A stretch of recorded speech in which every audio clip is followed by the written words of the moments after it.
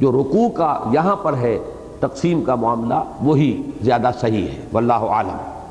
اب دیکھیے رنگ بالکل بدل رہا ہے، اب حضور سے خطاب ہے، قل انما ادعو ربی، کہہ دیجئے اے نبی۔ اب یہاں سے جو کلام شروع ہو رہا ہے، ویسے تو یہ بات بڑی وزنی ہے، ایک صاحب نے لکھی ہے کہ در حقیقت یہ جنات کا کلام بھی تو قریش کو سنوایا جا رہا ہے، یہ گویا کہ ان کے سامنے ایک تصویر رکھی جا رہی ہے، ایک آئینہ رکھا جا رہا ہے جس میں وہ اپنی شکل دیکھ سکتے ہیں کہ ایک معاملہ ان جنات کا ہے، انہوں نے قرآن سنا اور اس طرح ایمان لایا، اور ایک بدبختو تم ہو کہ سال ہا سال ہو گئے ہیں ہمارا نبی ہلکان ہو گیا تمہیں قرآن سناتے ہوئے، اور تمہارا حال یہ ہے کہ اور ما زادہم الا نفورا، تمہاری نفرت میں اور فرار میں، اور تم جو ہے بھاگے چلے جا رہے ہو اور اس سے اعراض کر رہے ہو، اسی اعراض میں تمہارا جو ہے اضافہ ہوتا چلا جا رہا ہے۔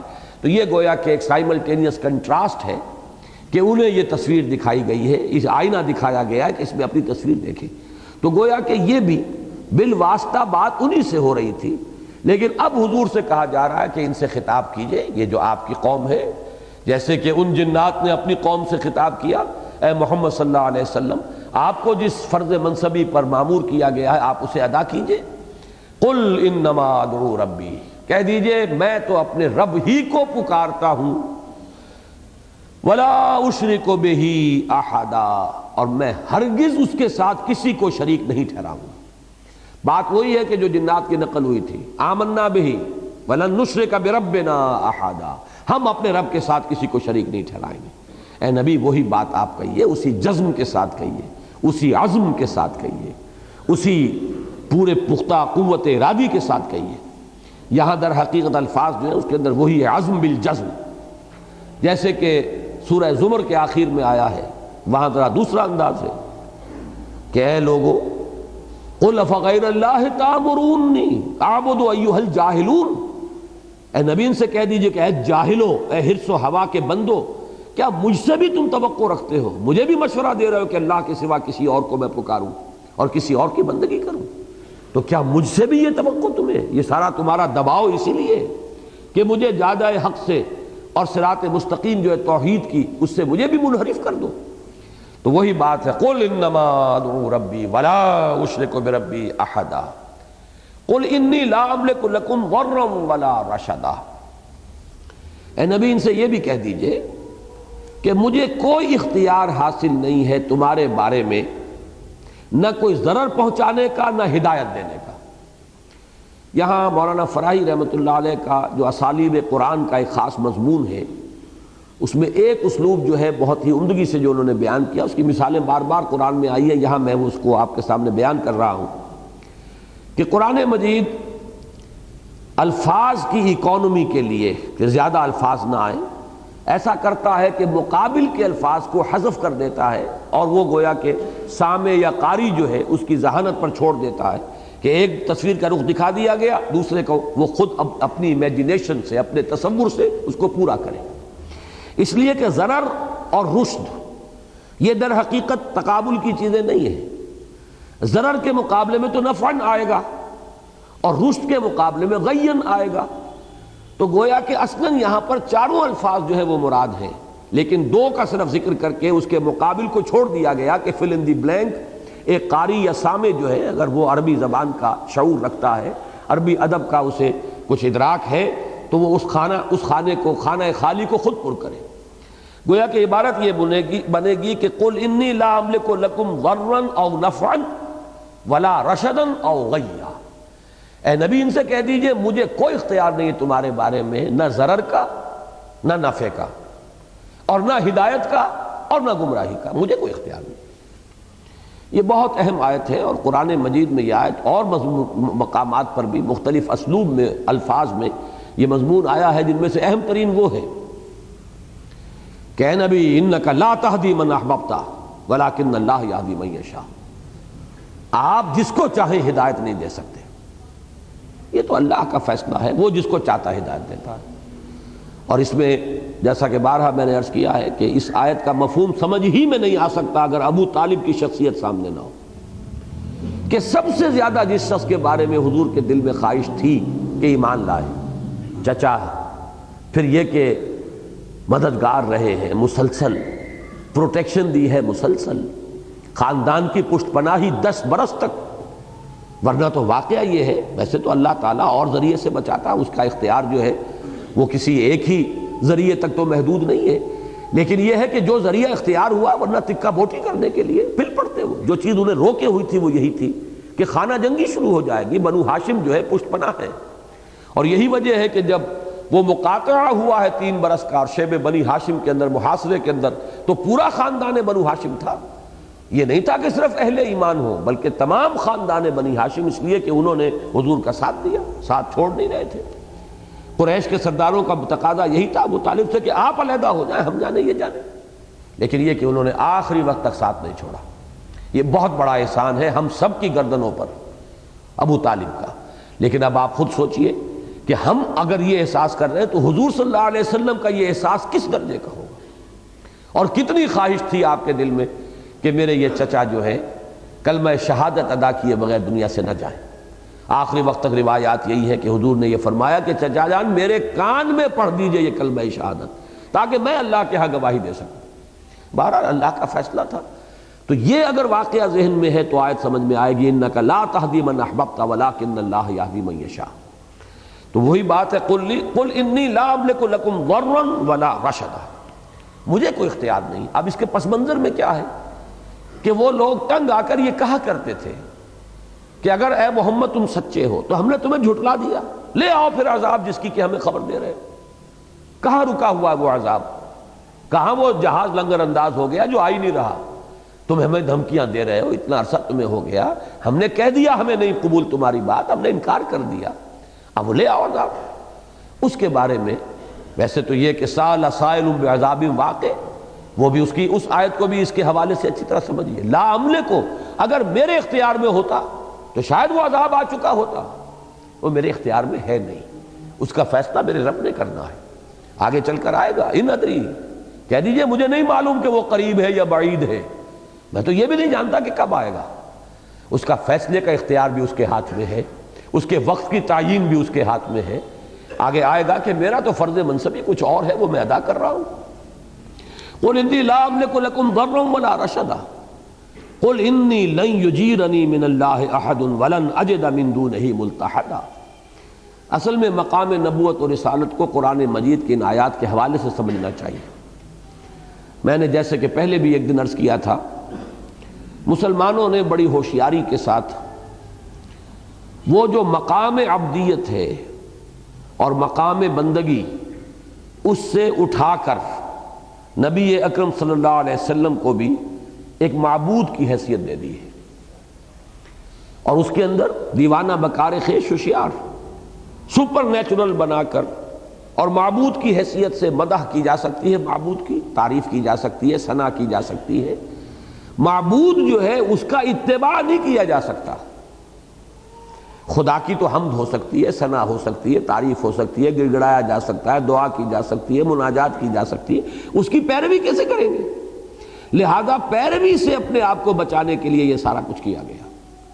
جو اصل حقیقت ہے اس کو قرآن مجید کس طرح بیان کرتا ہے؟ نبی کہہ دیجئے میرے ہاتھ میں کوئی اختیار نہیں.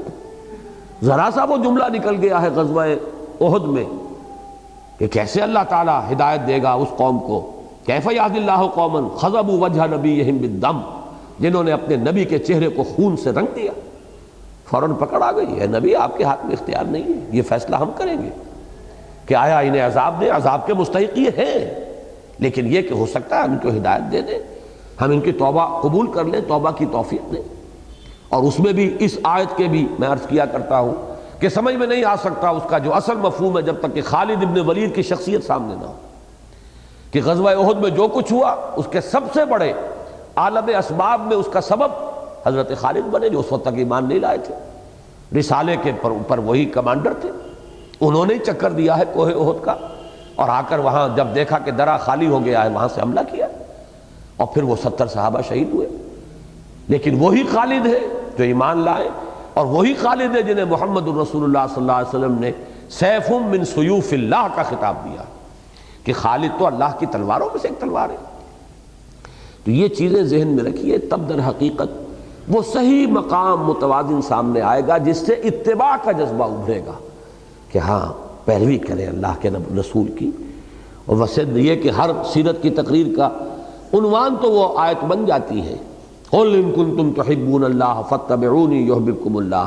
لیکن اتباع کے معنی کیا ہیں، اتباع کے تقاضے کیا ہیں، اس پر تو غور کرنے کے لیے کوئی تیار ہی نہیں. قُلْ إِنِّي لَا أَمْلِكُ لَكُمْ ضَرًّا وَلَا رَشَدًا قُلْ إِنِّي لَن يُجِيرَنِي مِنَ اللَّهِ أَحَدٌ. کہہ دیجئے کہ مجھے ہرگز نہیں بچا سکے گا کوئی بھی اللہ سے، اللہ کے پکڑ سے. وَلَنْ أَجِدَ مِن دُونِهِ مُلْتَحَدًا، اور مجھے ہرگز کوئی اللہ کے سوا کوئی پناہ نہیں مل سکے گی. رسول کا بھی حال یہ ہے. وہ حدیث بھی یاد کر لیجئے کہ حضور نے فرمایا کہ کوئی شخص جنت میں داخل نہیں ہوگا جب تک کہ رحمت خداوندی کی دستگیری نہ کرے. اور کسی پوچھنے والے نے بڑی ہمت کر کے صحابہ میں سے کسی نے یہ سوال کر لیا، کیا حضور آپ بھی؟ فرمایا ہاں میں بھی محتاج ہوں اللہ کی رحمت. تو یہاں جو معاملہ آ رہا ہے وہ تو بہت ہی سخت ہے. انی لن یجیرنی من اللہ احد، یہ اجارہ یجیرو پناہ دینا، بچا لینا. اللہم اجرنا من النار، اے اللہ ہمیں آگ سے بچا. تو وہی لفظ ہے لن یجیرنی من اللہ، کوئی مجھے بچا نہیں سکے گا اللہ کی پکڑ سے. ولن اجد من دونہ ملتحدا، اور کہیں میں نہیں پاؤں گا کوئی جگہ سر چھپانے کی. یہ لحد کہتے ہیں ٹیڑھی جگہ کو. یہ لحد جو ہماری قبریں بنتی ہیں، ایک تو وہ سیدھی سی ہوتی ہے، اسے لحد نہیں کہتے. لحد وہ بغلی جو ہوتی ہے جس میں نیچے اتار کے پھر ایک سائڈ کے اوپر قبر ہوتی ہے، وہ لحد ہے. الحاد کے معنی بھی ایک کج راستہ اختیار کر لینا، کج روی. یلحدون فی اسمائہم، اور کوئی ایسا کونا کھدرا ہی ہوتا ہے جہاں آدمی جا کے چھپتا ہے. اگر کوئی آپ کو کوئی پیچھے ہے، قاتل آپ کا تعاقب کر رہا، تو کہیں ایسی جگہ پر ہی چھپیں گے. تو یہیں سے پھر اس کے اندر پناہ گاہ کا تصور پیدا ہوا کہ جو سامنے سے نظر نہ آئے. جیسے کہ لحد نظر نہیں آتی اوپر سے تو گڑھا نظر آئے گا، میت جو ہے وہ تو سائڈ پر ہے.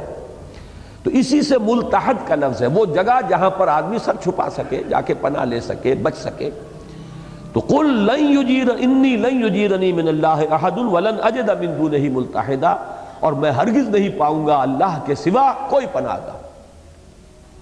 چنانچہ ایک دعا میں بھی آتا ہے ولا ملجا منکا ولا ماوا الا الیک، اے رب تجھ سے بچنے کی کوئی جگہ اور تجھ سے کوئی پناہ گاہ کوئی نہیں ہے سوائے تیرے ہی حضور میں. اس کا بڑا پیارا نقشہ میں نے ایک مرتبہ کھینچا تھا کہ آپ نے دیکھا ہوگا چھوٹے بچے کو ماں مارتی ہے لیکن وہ لپٹتا ہے ماں سے، جائے کہاں؟ کوئی اور ہو آدمی تو جو مارتا ہے اس سے بھاگتا ہے وہ، لیکن بچے کے لیے تو وہی ملجا ماں باپ وہی تو ہے، کہاں جائے؟ ماں مار رہی ہے لیکن وہ اور لپٹتا ہے ماں کے ساتھ. تو یہی معاملہ پروردگار، تجھ سے بچ کر جانے کی جگہ ہے کہاں سوائے تیرے ہی پاس، تیرے ہی حضور میں، تیرے ہی دامن رحمت میں، تیرے ہی دامن عفو و کرم میں، اور اس کے سوا تو کوئی جگہ ہے ہی نہیں. لا ملجا منکا ولا ماوا الا الیک، اے رب نہیں ہے تجھ سے کہیں پناہ کی جگہ اور کہیں جہاں پہ آدمی کوئی کسی کا سہارا ڈھونڈے مگر تیرے ہی جناب میں، تیرے ہی پاس. تو قل انی لن یجیرنی من اللہ احد ولن اجد من دونہ ملتحدا. اب اس کا ٹکڑا جو ہے اگلی آیت کے ساتھ جوڑیے، الا بلاغا من اللہ ورسالاتہ، سوائے اس کے کہ اللہ کی طرف سے تبلیغ کا فریضہ سر انجام دوں اور اس کے پیغامات کو پہنچانے کی ذمہ داری پوری کر دوں، تب بچوں گا ورنہ نہیں بچ سکوں گا. اس لیے کہ بہت بڑی ذمہ داری ہے جو میرے کندھے پر ہے. میں یہ ذمہ داری ادا نہ کروں تو مجھے کون پناہ دے گا؟ ایک فرض منصبی ہے. یہ بات میں نے بارہا بیان کی ہے اپنی تقاریر میں، دعوتی تقاریر جو ہوتی ہیں اور شہادت حق کا تصور.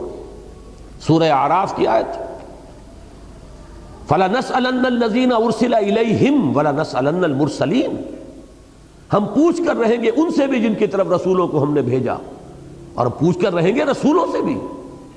بہت بڑی ذمہ داری ہے رسول کے کندھے پر آئی ہے. پیغام پہنچا دے تو بری ہو گیا، نہ پہنچائے تو اس قوم کی گمراہی کا وبال آئے گا سر کے اوپر. تمہارے ذمہ تھا پیغام پہنچانا، تم نے پہنچایا کہ نہیں پہنچایا؟ جس کی بہت سادہ سی مثال میں دیا کرتا ہوں، جو حضرات نئے شامل ہو رہے ہیں ان کے لیے بیان کر رہا ہوں. پرانے ساتھیوں کو تو یہ چیزیں حفظ ہوں گی کہ اگر آپ اپنے کسی عزیز کو کوئی پیغام بھیجتے ہیں کہ کل شام تک یہ کام ضرور کر دینا ہے، ضرور کر دینا ہے ورنہ میرا کوئی نقصان ہو جائے گا.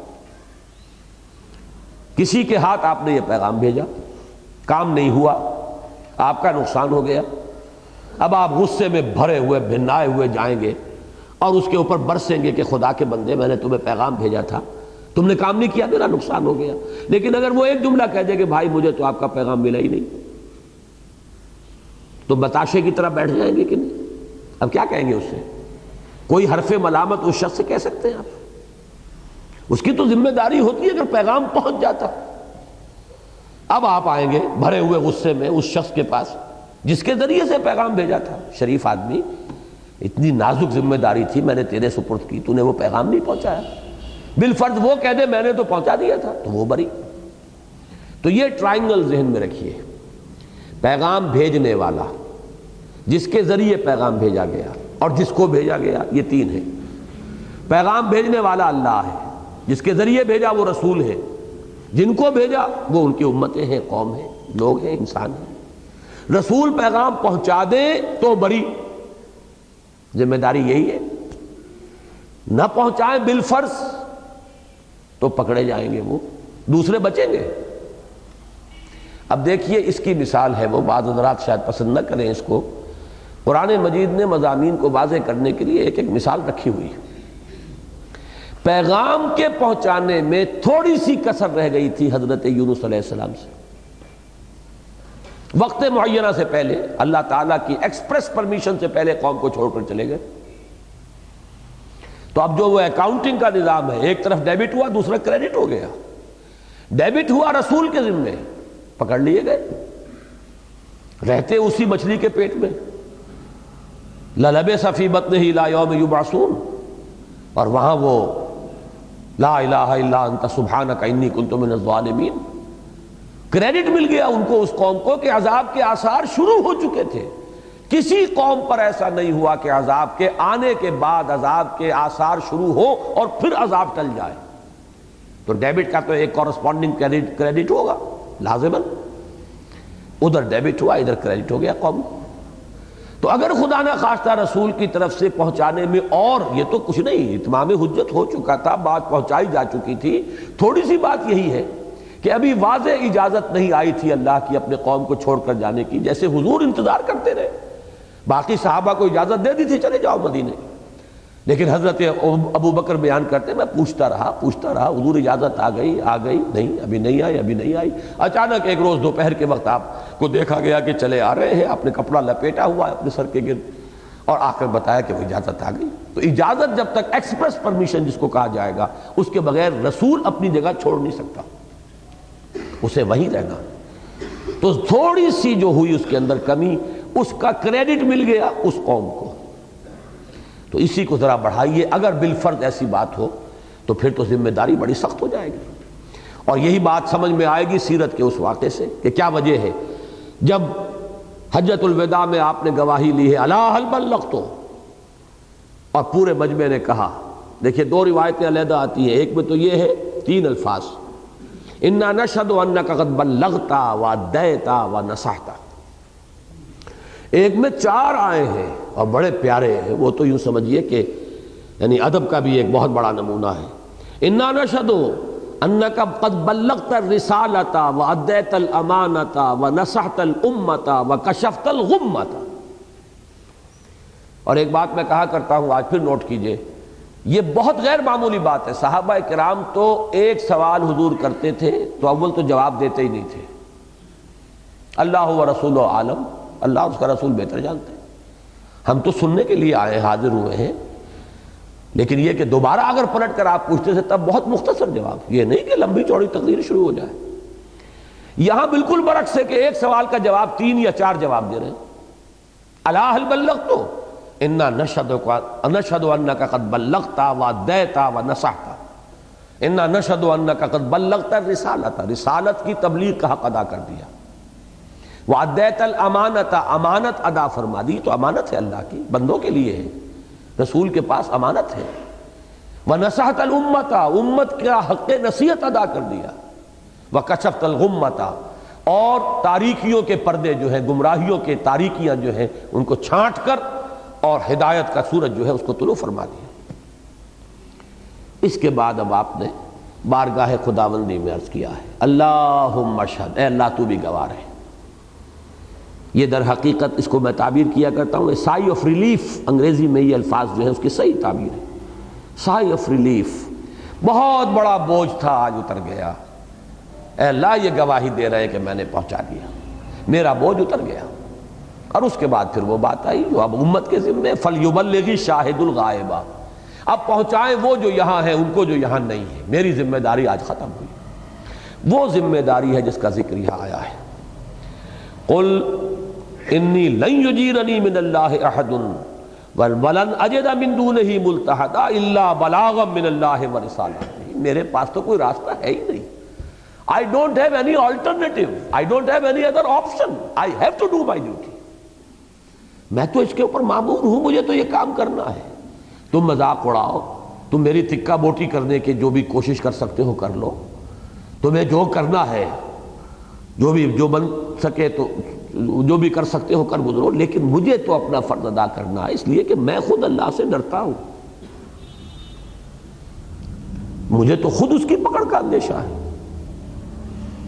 وہ کیا ہے؟ انی اخاف ان عصیت ربی عذاب یوم عظیم، اگر میں اپنے رب کی نافرمانی کروں گا تو مجھے بھی ڈر ہے اس بڑے دن کے عذاب کا، لہذا مجھے اپنا ذمہ داری ادا کرنی۔ بعض حضرات نے اس اللہ کا تعلق جوڑا ہے انما عدو ربی ولا قل انی لا املک لکم ضرا ولا رشدا کے ساتھ الا بلاغا من اللہ، اور درمیانی آیت کو انہوں نے ایک جملہ معترضہ لیا ہے کہ اے نبی ان سے کہہ دیجئے کہ مجھے کوئی اختیار نہیں ہے تمہارے بارے میں، نہ کسی ضرر کا، نہ نفع کا، نہ رشد کا، نہ گمراہی کا، الا بلاغا من اللہ ورسالاتہ، سوائے اس کے کہ میں اللہ کی طرف سے تبلیغ کا فریضہ سر انجام دوں اور اس کے پیغامات تمہیں پہنچا دوں۔ مجھے قدرت حاصل ہے، اختیار حاصل ہے، تو اسی بات کی حاصل ہے۔ ایک رائے یہ ہے، لیکن میرے نزدیک اس کو دور جوڑنا جو ہے وہ مناسب نہیں، بالکل صحیح مضمون یہاں پر جڑ رہا ہے۔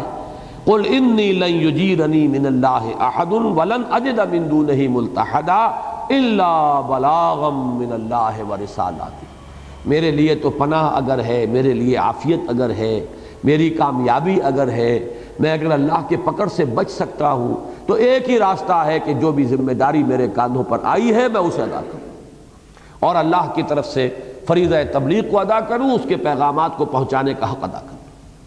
اب اس میں تھوڑا سا لمحہ فکریہ ہے ہمارے لیے بھی، اگر ہم امت محمد میں شامل ہونے کا علی صاحب الصلاۃ والسلام کوئی بھی زوم اپنے اندر رکھتے ہیں تو سوچنا چاہیے کہ اس احساس ذمہ داری کا کوئی لاکھواں حصہ بھی ہمارے اندر ہے، کیونکہ اب یہ ذمہ داری امت پر ہے، تمام نوع انسانی تک اس کو پہنچانا، اس کی ذمہ داری امت پر ہے۔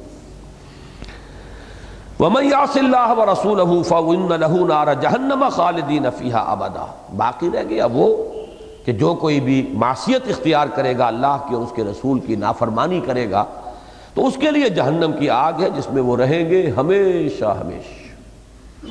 یہ تو وہ انجام ہے جو تمہارا ہو کر رہے گا اگر تم میری بات کو اسی طرح رد کرتے رہے، ٹھکراتے رہے اور تم نے اس کو ماننے سے انکار کیا۔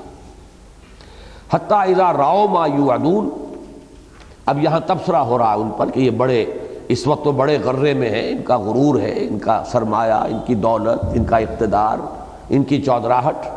وہ کہا کرتے تھے کہ محمد، یہ ابو جہل کے الفاظ آتے ہیں، دیکھو میری پارٹی، میری مجلس میں کیسے لوگ ہیں، کتنے لوگ جمع ہیں، دیکھتے نہیں تمہارے پاس کون ہے؟ پھٹے حال کچھ غربا مساکین جمع ہو گئے، کیا تقابل ہے تمہارا ہمارے سے، کیا مقابلہ ہے؟ یہ سورہ مریم میں بھی تفصیل سے آیا ہے کہ وہ یہ کہا کرتے تھے کہ دیکھو کس کے پاس نفری زیادہ ہے، کس کے پاس مال زیادہ ہے۔ معلوم ہوا کہ اللہ کی نگاہ کرم کس پر ہے؟ تمہارے پاس نہ سرمایہ، جو بھی کچھ ہے وہ بیوی کی دولت ہے اگر ہے بھی، تمہاری اپنی تو کوئی دولت نہیں، کوئی جائیداد نہیں، کوئی حیثیت نہیں، کوئی سرمایہ نہیں، کوئی تمہارے پاس قریش کے مناصب میں سے کوئی منصب نہیں۔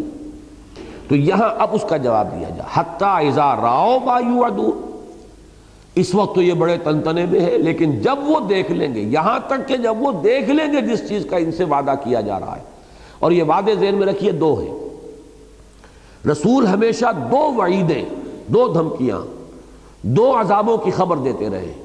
نمبر ایک، اگر تم نے ہماری بات نہیں مانی ہلاک کر دیے جاؤ گے، یہ تو دنیا کی سزا ہے۔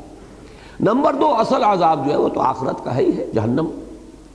تو حتیٰ اذا راؤ ما یوعدون فسیعلمون من اضعف ناصرا واقل عددا، تو اس روز یہ جان لیں گے اچھی طرح، حقیقت کھل جائے گی کہ کون ہے وہ کہ جو اضعف ناصرا، مددگاروں کے اعتبار سے زیادہ ضعیف ہے، کمزور ہے، جس کے مددگار جو ہے وہ طاقتور نہیں ہے، واقل عددا، اور کون ہے اپنی نفری کے اعتبار سے، عدد کے اعتبار سے قلیل۔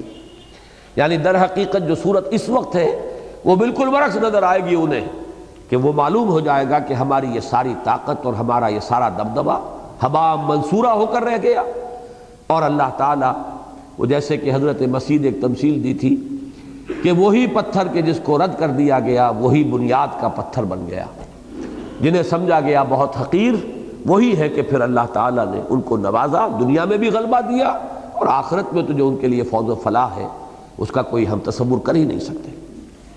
قل ان ادری قریب ما توعدون ام یجعل له ربی امدا، اے نبی ان سے کہہ دیجئے میں نہیں جانتا، یہ مجھے معلوم نہیں ہے۔ جب وہ کہتے تھے لے آئیے عذاب، کیوں آخر دیر کیوں لگ رہی ہے، کہاں رک گیا وہ؟ قل ان ادری، مجھے بالکل معلوم نہیں، میں نہیں جانتا۔ اقریب ما توعدون، جس چیز کی تمہیں دھمکی دی جا رہی ہے آیا وہ قریب آ چکی ہے شے؟ ام یجعل له ربی امدا، یا میرا رب ابھی اس کے لیے ایک مدت دراز جو ہے اور حائل کیے رکھے گا؟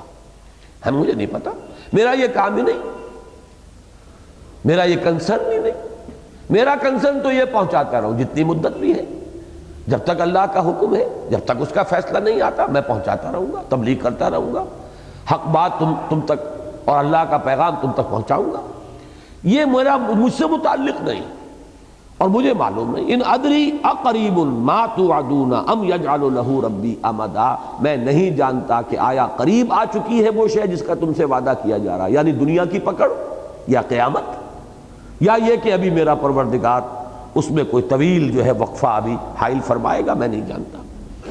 یہ مضمون اپنے کلائمیکس پر ہے سورہ انبیاء کے اختتام پر۔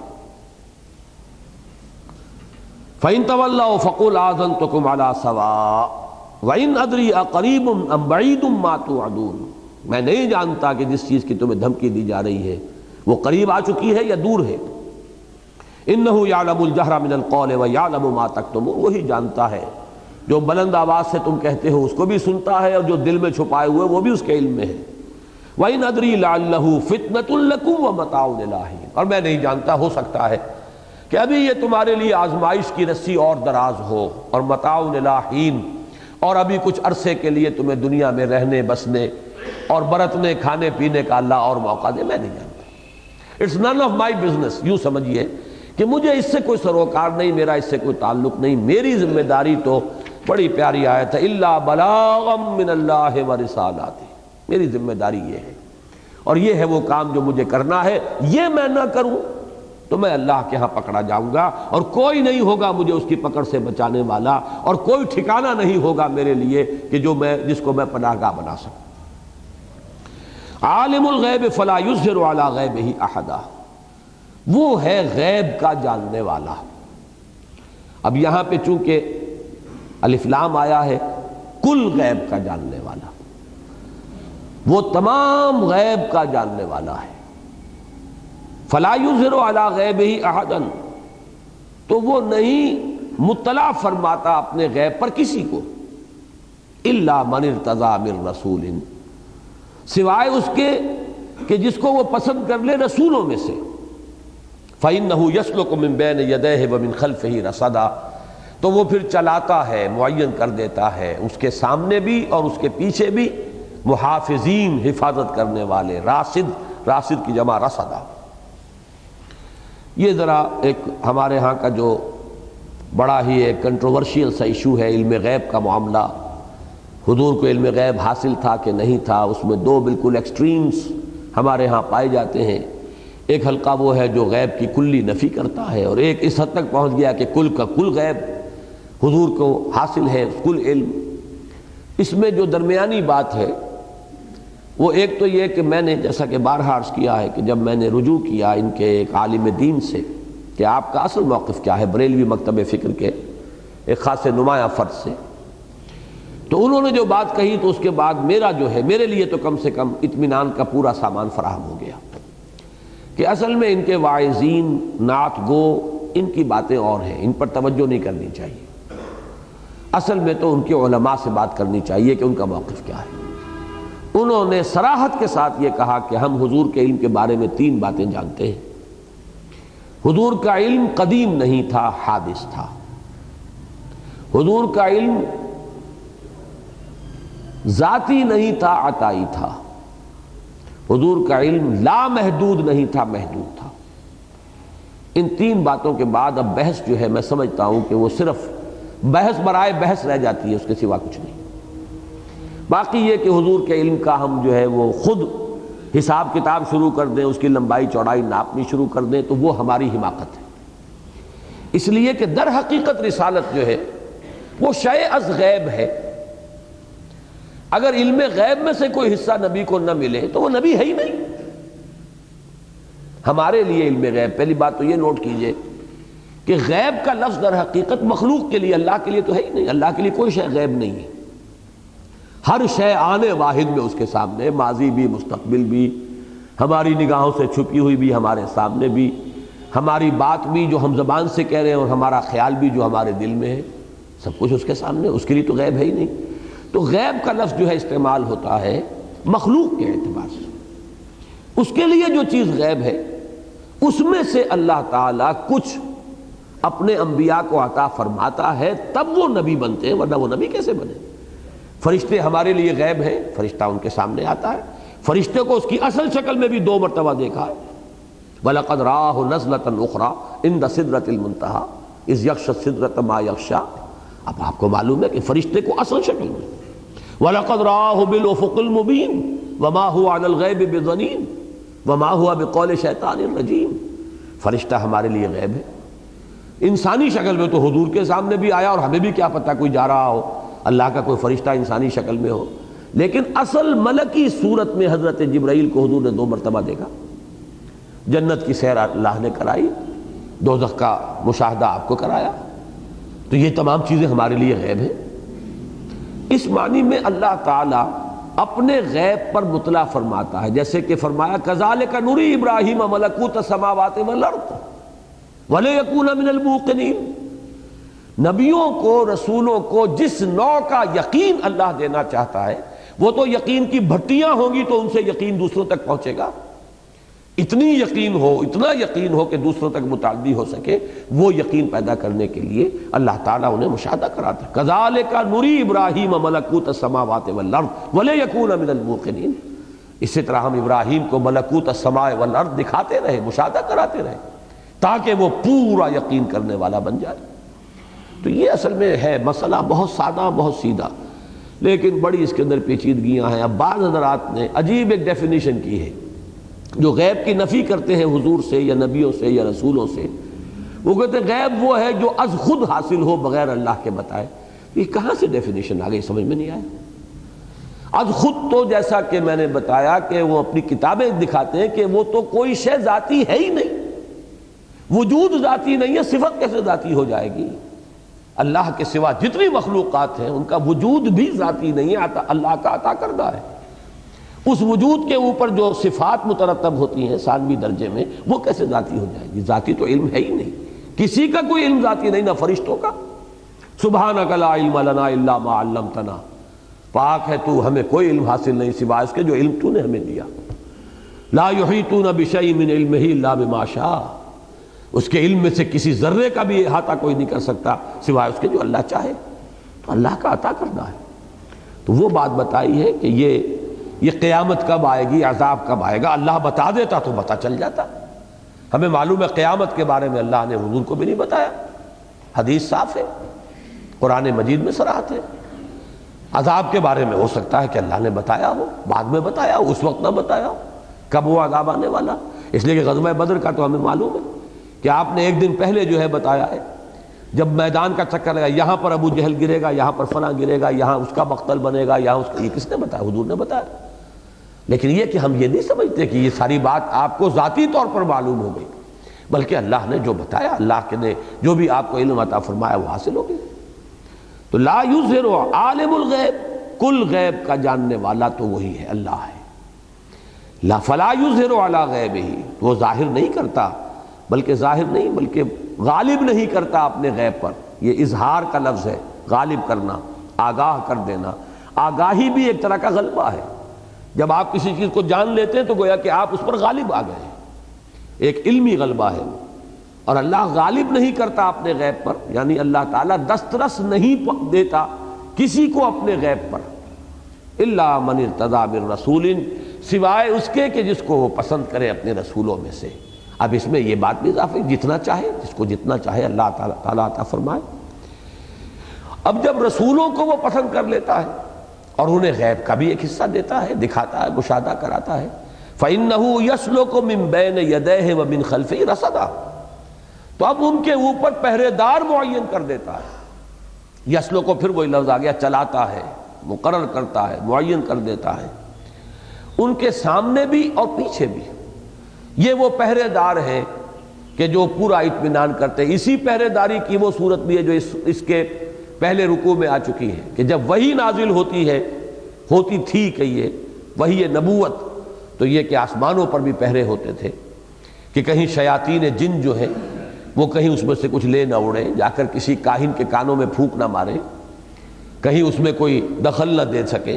تو پہرے اور انہی پہروں کا اہتمام ہوتا تھا کہ جو بھی رسالت کا فرض پہنچایا جا رہا ہے، فریضہ ادا کیا جا رہا ہے، تو رسول کے لیے اس میں وہ چیز بھی ہے، واللہ یعصمک من الناس، اللہ بچائے گا تمہیں لوگوں سے۔ یہ جو چاہے کر دے کے، لیکن اللہ تعالیٰ کا وعدہ ہے نبی آپ اپنا فرض ادا کرتے رہیے، واللہ یعصمک من الناس، اللہ تعالیٰ بچائے گا تمہیں انسانوں سے۔ اس کے لیے بھی ظاہر بات ہے کہ غیر مرئی پہرے دار ہیں جن کے ذریعے سے حضور کی تحفظ، حضور کے لیے حفاظت کا اللہ تعالیٰ نے بندوبست کیا ہے۔ تو یہ دونوں چیزیں کہ ایک تو وہ پہرا پورا ہے کہ جو بات آئی ہے صحیح صحیح آئے، صحیح صحیح ان کی زبان سے نکلے، صحیح صحیح لوگوں تک پہنچے، اس میں کہیں کوئی جنات جو ہے کوئی دخل اندازی نہ کر لیں، کہیں اس کے اندر جو ہے غلط بات شامل نہ کر دیں، پورے پہروں کا بندوبست کر لیا جاتا ہے۔ الا من ارتضی من رسول فإنه يسلك من بين يديه ومن خلفه رصدا۔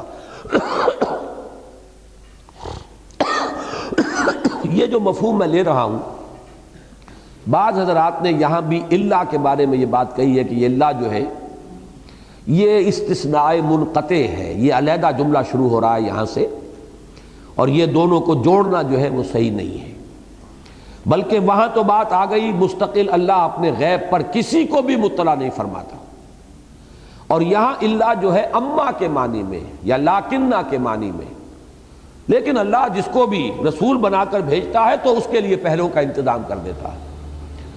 مجھے اس سے اتفاق نہیں ہے، میرے نزدیک یہ الا منقطع نہیں ہے استثناء، بلکہ یہ متصل ہے، اور یہ دونوں آیتیں جڑ کر ہی صحیح مفہوم دے رہی ہیں۔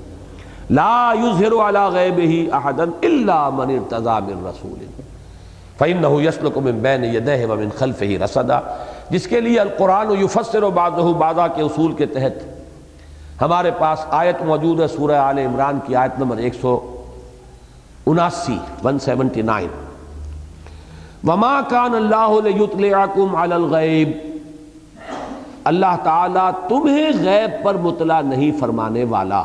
اللہ کی یہ شان نہیں ہے کہ اے لوگو، اے انسانوں، تمہیں غیب پر مطلع فرمائے، ولکن اللہ یجتبی من رسلہ من یشاء، لیکن اللہ جس کو اپنے رسولوں میں سے پسند کر لیتا ہے، چن لیتا ہے جس کو چاہتا ہے۔ یعنی غیب اللہ تعالیٰ نے تمہاری دسترس میں نہیں رکھا ہے عام لوگوں کے، تبھی تو امتحان ہے۔ امتحان کیسے ہو اگر غیب جو ہے سب کے سامنے وہ عیاں ہو جائے اور نمایاں ہو جائے، ہمارے سامنے ہی فرشتے بھی چل پھر رہے ہوں، ہم دیکھ رہے ہوں، اور سارے جو چھپے ہوئے جو حقائق کائنات کے وہ ہماری نگاہوں کے سامنے آ جائے، پھر امتحان کیا رہا؟ میں نے ایک حدیث جو ہے سنائی ملتان میں بھی اور کل فیصل آباد میں بھی، اس میں مجھے پھر وہ یاد آ گئی کہ فرشتوں کے ایمان کے بارے میں حضور نے اسی وجہ سے کہا کہ ان کا ایمان تو کوئی بہت اعلیٰ ایمان نہیں ہے۔ یہ حدیث جو ہے مشکات شریف میں آخری باب ہے، باب و ثواب ہذہ الامہ، اس میں آئی کہ حضور نے ایک مرتبہ صحابہ سے پوچھا، ای الخلق اعجب الیکم ایمانا، ذرا غور کرو، بتاؤ، سوچو. یہ حضور کا طریق تھا، سوال کرتے تھے تاکہ قوا بیدار ہو جائیں، ذہن جو ہے بیدار ہو، سوچیں لوگ، تاکہ پھر جب حضور بات بتائیں تو بالکل محفوظ ہو جائے. ای الخلق اعجب الیکم ایمانا، تمہارے نزدیک سب سے حسین دل ربا ایمان کون سی مخلوق کا ہے؟ تو پہلی اٹیمپٹ میں جو صحابہ نے جواب دیا تو انہوں نے عرض کیا الملائکہ، فرشتوں کا. اسی لیے مجھے یاد آئی حدیث، حضور نے فرمایا وما لہم لا یؤمنون وہم عند ربہم، وہ کیسے ایمان نہیں لائیں گے، وہ تو اپنے رب کے پاس ہے. ان کا کون سا کمال ہے، کون سا تیر مارا ایمان کا؟ حقائق سامنے روشن ہے، بات سامنے ہے، قرب ہے اللہ کے ساتھ، تو وہ ایمان نہ لائیں، کیسے نہ لائیں؟ یعنی ان کے لیے وہ امتحان کا مرحلہ ہے ہی نہیں اس طرح کا. اب دوسرا جواب انہوں نے دیا فالانبیاء، پھر نبیوں کا ایمان ہے. آپ نے فرمایا وما لہم لا یؤمنون والوحی ینزل علیہم، وہ کیسے ایمان نہ لائیں، وحی ان پر نازل ہوتی ہے. یہ اس میں بڑا تواضع کا پہلو ہے کہ حضور صلی اللہ علیہ وسلم نے اپنے معاملے کو بھی اس وقت جو ہے وہ ایک بات سمجھانی ہے، ایک دل جوئی ہے جو امت کی کرنی ہے، اس وقت پیش نظر ہے، لہذا اس کو بھی رد کیا. اب بڑی ہمت کر کے انہوں نے کہا فنحن، پھر ہم ہیں، ہمارا ایمان، اس کو بھی رد کیا. وما لکم لا تؤمنون وانا بین اظہرکم، تم کیسے ایمان نہ لاؤ جبکہ میں تمہارے سامنے موجود ہوں، تمہارے مابین موجود ہوں. اب یہ تین جواب رد کر کے حضور نے فرمایا ان اعجب الخلق الی ایمانا لاخواننا الذین یاتون من بعدی یجدون صحفا فیہ کتاب اللہ فیؤمنون بما فیہا. بڑی اہم حدیث ہے. میرے نزدیک تو حسین ترین ایمان ہمارے ان بھائیوں کا ہوگا جو میرے بعد آئیں گے. انہیں کچھ کتابیں ملیں گی، اوراق ملیں گے، صحیفے ملیں گے جن میں اللہ کی کتاب درج ہوگی. فیؤمنون بما فیہا، وہ ایمان لائیں گے اس پر جو اس میں ہے. تو یہ ہے اعجب الخلق الی ایمانا، حضور نے فرمایا وہ لوگ. بہرحال اس میں دلجوئی ہے بعد کے آنے والوں کی، اور ایک حوصلہ افزائی ہے کہ یہ نہ سمجھو کہ جو مراتب عالیہ ہیں ان کے دروازے بند ہو گئے، ہمت کرو. تیسری بات یہ کہ نشاندہی ہو گئی، ایمان کہاں سے ملے گا؟ اب ظاہر بات ہے حضور کے بعد ان کو تو ایمان کی بھٹی سے براہ راست حرارت ایمانی بھی حاصل ہو رہی تھی، لیکن اب جو ایمان ملے گا تو اس کی سورس یہ ہے، قرآن ہے. یؤمنون بما فیہا.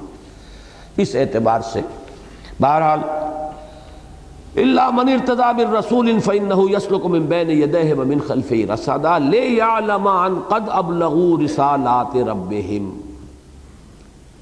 تاکہ وہ خوب جان لے. اب یہاں پہ یعلم کے فاعل کی ضمیر کے بارے میں بہت سی آراء ہیں، لیکن یہ کہ میں جس کے اعتبار سے جس کو کہ میں قوی سمجھتا ہوں وہی میں بات بیان کر رہا ہوں.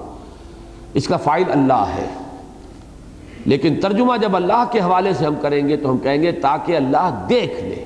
علم تو اسے ہے، لیکن جیسے کہ قرآن مجید میں جہاں بھی آتا ہے اللہ تعالیٰ کے لیے فَلَيَعْلَمَنَّ اللَّهُ الَّذِينَ آمَنُوا وَلَيَعْلَمَنَّ الْمُنَافِقِينَ، اللہ تعالیٰ جان کر رہے گا ان کو جو ایمان لائے اور جان کر رہے گا جو منافق ہیں.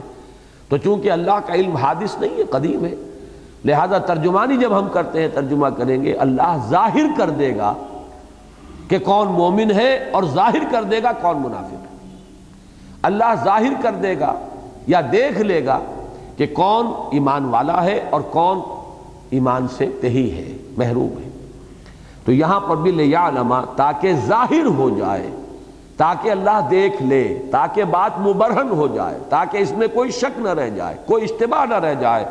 ان قد ابلغوا رسالات ربہم، کہ انہوں نے پہنچا دی اپنے رب کی تبلیغ کے جو پیغامات تھے، پہنچا دیے اپنے رب کے پیغامات. اس کو بھی پھر سمجھیے، ریفر کیجئے وہی واقعہ حضور کا حجۃ الوداع کا جو آپ نے گواہی لی الا هل بلغت انا نشهد انک قد بلغت الرسالۃ وادیت الامانۃ ونصحت الامۃ وکشفت الغمۃ. اس لیے کہ رسالت کا تو مقصد یہ اتمام حجت، آخری درجے میں اتمام حجت ہو جانا چاہیے، اس لیے کہ اس کے بعد پھر پکڑ ہے اللہ کی. عذاب دنیا میں بھی آتا ہے تو رسول کی اتمام حجت کے بعد آتا تھا، پھر میں وہ آتا ہے جب کہتا ہوں پھر غلطی کا احساس ہوتا ہے، کیونکہ رسالت کا سلسلہ بند ہو چکا، اس کے بارے میں جو بات ہو وہ ماضی کے صیغے سے ہونی چاہیے۔ جیسے کہ سورہ بنی اسرائیل میں فرمایا وَمَا كُنَّا مُعَذِّبِينَ حَتَّى نَبْعَثَ رَسُولًا، ہم عذاب بھیجنے والے نہ تھے جب تک کہ رسول کو مبعوث نہ فرما دیں۔ رسول آئے، حق مبرہن ہو جائے، کوئی اشتباہ نہ رہ جائے، اس کی شخصیت بے داغ ہو، اس کے اوپر کوئی شک کرنے کی گنجائش نہ ہو، اس کی صداقت اور امانت کے اندر کہیں کوئی اشتباہ پیدا نہ ہو، پھر وہ بات کو مبین انداز میں، واضح انداز میں، سلیس انداز میں کھول کھول کر بیان کر دے، اپنے کردار سے اس کا ایک نمونہ پیش کر دے، ہر اعتبار سے حجت قائم ہو جائے، پھر بھی نہیں مانتے تو اب اس کے مستحق ہیں کہ ان کو ملیا میٹ کر دیا جائے، نسیم منسیہ کر دیا جائے۔ تو اس کے لیے یہ سارے اہتمام ہیں، لِيَعْلَمَ أَنْ قَدْ أَبْلَغُوا رِسَالَاتِ رَبِّهِمْ، تاکہ اللہ دیکھ لے اور یہ بات واضح ہو جائے، علم نشرہ ہو جائے، کسی کو اشتباہ نہ رہے، کوئی یہ نہ کہہ سکے کہ اللہ ہمارے سامنے بات آئی نہیں تھی۔ اسی کو تو سورہ نساء میں فرمایا گیا ہے رُسُلًا مُبَشِّرِينَ وَمُنذِرِينَ لِئَلَّا يَكُونَ لِلنَّاسِ عَلَى اللَّهِ حُجَّةٌ بَعْدَ الرُّسُلِ، تاکہ لوگوں کے پاس کوئی حجت، کوئی دلیل، کوئی بہانہ، کوئی عذر باقی نہ رہے کہ اللہ ہم تک بات پہنچی نہیں ہے، اللہ ہم پر بات واضح نہیں ہوئی، اے اللہ وہ تو کلام کرتے تھے اتنی مشکل زبان میں جو ہماری سمجھ میں نہیں آتا تھا، اے اللہ انہوں نے تو پہلیاں بجھوائی تھیں، وہ بات ایسی نہیں تھی جو عام آدمی سمجھ سکے، لہذا کوئی عذر، کوئی دلیل باقی نہ رہ جائے اور مبرہن ہو جائے کہ ان کے اوپر آخری درجے میں اتمام حجت ہو چکا ہے۔ یہ ہے وہ مقصد جس کے لیے یہ پہرے آسمانوں پر بھی بٹھائے جاتے ہیں کہ جنات نہ کچھ لے اڑے۔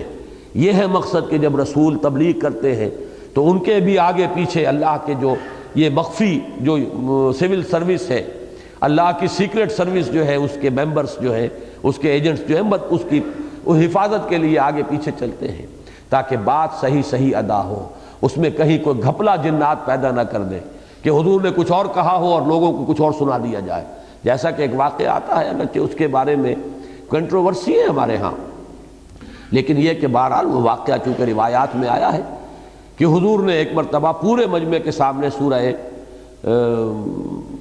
سورۃ النجم پڑھی، سورۃ النجم، اس کے آخر کی میں شیطان نے کوئی بات جو ہے شامل کر دی۔ اس میں آتا ہے نا کہ یہ جو لات اور عزا ہیں ان کے بعد تلک الغرانیق العلا وان شفاعتہم لترتجا، کچھ شیاطین جن تھے جنہوں نے وہاں آواز میں آواز ملا کر اور یہ آیتیں گویا کہ معاذ اللہ یعنی ان چیزوں کو بھی بطور آیت پڑھ دیا، لوگوں نے سمجھا، لوگوں کے سننے میں آیا کہ محمد نے کسی درجے میں ہماری ان دیویوں کو بھی مان لیا، تلک الغرانیق العلا وان شفاعتہن لترتجا، یہ ہیں وہ بڑی اونچی ہستیاں جن کی سفارش کی امید کی جاتی ہے کہ اللہ کے ہاں یہ سفارش کریں گی۔ یہی تو جھگڑا تھا سارا، تو یہ کہ اس کی وجہ سے یہ سمجھا گیا کہ اب تو بس مصالحت ہو گئی، جھگڑا ختم ہو گیا محمد سے صلی اللہ علیہ وسلم۔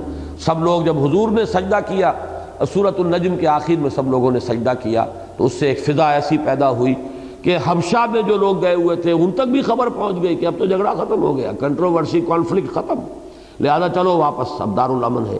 لیکن یہ کہ یہ واقعہ جس طور سے بیان ہوتا ہے محدثین کی اس پر جرح ہے کہ یہ بات جو ہے اس طرح نہیں ہے، اور قرآن کا یہ مقام جو ہے ثابت کر رہا ہے کہ ایسا نہیں ہو سکتا، ورنہ پھر پہرا کہاں رہا؟ وہ تو گویا کہ شیاطین کو یہ قدرت حاصل ہو گئی کہ حضور جب قرآن بیان کر رہے ہوں تو وہ اس کے درمیان کے اندر دخل اندازی کر کے کوئی اور چیز شامل کر دیں۔ قرآن یہ کہہ رہا نہیں، ایسا نہیں ہے، اور محدثین نے بھی اس پر بڑی جرح کی ہے اور اس کو جو ہے وہ قابل قبول نہیں ٹھہرایا۔ میں نے وہ واقعہ اس لیے سنا دیا ہے کہ اس آیت کا ایک مفہوم سامنے آ جائے کہ دوران تبلیغ بھی پہرے داروں کی ضرورت ہے، جیسے کہ دوران تنزیل پہرے داروں کی ضرورت ہے کہ جب کہ یہ وحی نازل ہو رہی ہے، فرشتہ لے کر آ رہا ہے، اس وقت پہرے ہوں آسمان کے اوپر، تاکہ یعنی سمائے دنیا کے نیچے، تاکہ وہ کوئی چیز اس میں شامل نہ کر دیں یا اس میں سے کوئی چیز لے نہ اڑے۔ اور جب کہ حضور تبلیغ فرماتے تھے اس وقت بھی یہ پہرے دار موجود ہوتے تھے کہ کہیں شیاطین اس کے اندر کوئی چیز شامل نہ کر دے یا کوئی اور اس طرح کیا جو ہے اس کے اندر دخل اندازی نہ کرے۔